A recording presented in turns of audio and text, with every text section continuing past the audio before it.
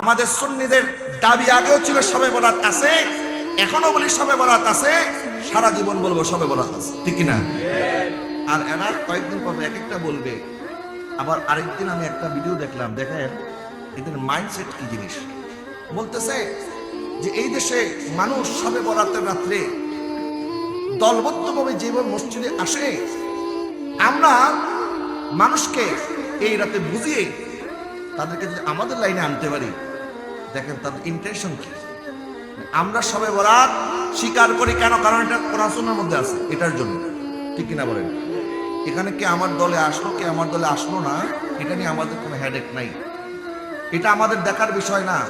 আল্লাহর বান্দাদেরকে সঠিক গাইডলাইন দেওয়া, এটাই আমাদের উদ্দেশ্য, ঠিক কিনা বলেন?